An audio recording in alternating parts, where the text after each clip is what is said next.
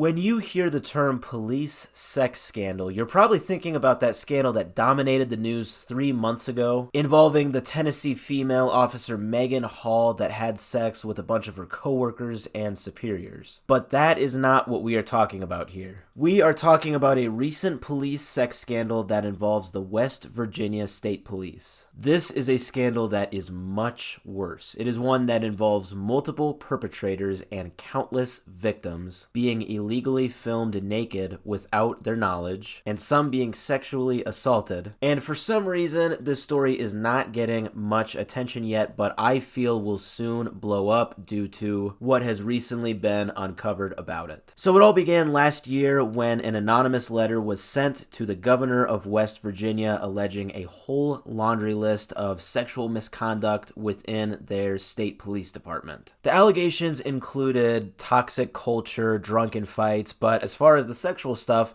it included sexual affairs among officers, sexual assaults, and even a hidden camera that was installed in the women's locker room at their police academy. Over the next few months, this letter worked its way through agencies, and about a month ago is when everything blew up. The governor of West Virginia detailed to the media the findings so far of this investigation. It turns out a lot of what was said in the anonymous letter was true.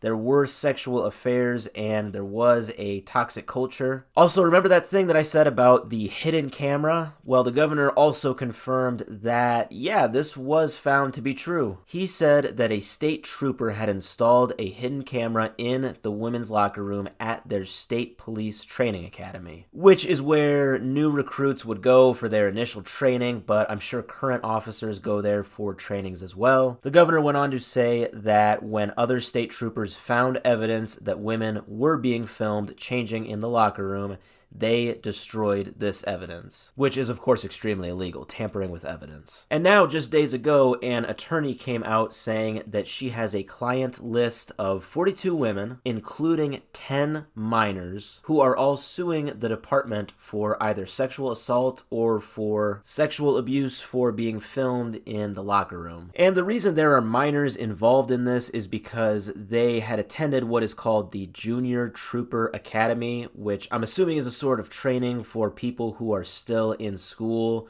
who are interested in working as a police officer. Now, it's unclear at the moment if these 10 minors are alleging physical sexual assault or if it is just due to being filmed in the locker room. And yeah, this is the saddest part. The attorney of these female clients said, quote, "In the last decade, any woman who was a police officer in West Virginia had to come through there and now has to ask this question, was I taped?" Yeah, that is so disgusting and sad. So as a result of all this, the chief of police resigned under pressure last month. The governor was accusing him of covering a lot of this up, but he says that the governor was just using him as a sort of scapegoat or a fall guy. It also turns out that the alleged whistleblower of this whole thing was an officer who was arrested on the morning that he was supposed to come in and be interviewed by investigators. And during this interview, I'm sure he would have basically, told them everything that is going on. So he was arrested for domestic assault, and him and his lawyer are saying this is a 100% false accusation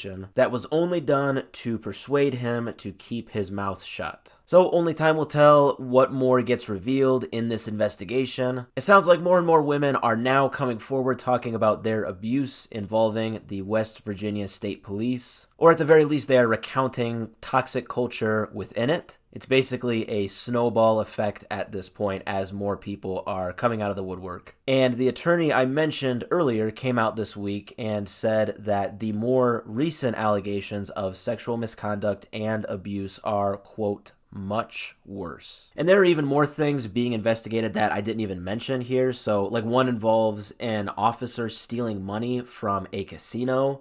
Another involves a wrongful killing of a schizophrenic man. Just a lot of stuff. It's an absolute mess. Like I said, this story is about to blow up, and I think it is really only just getting started.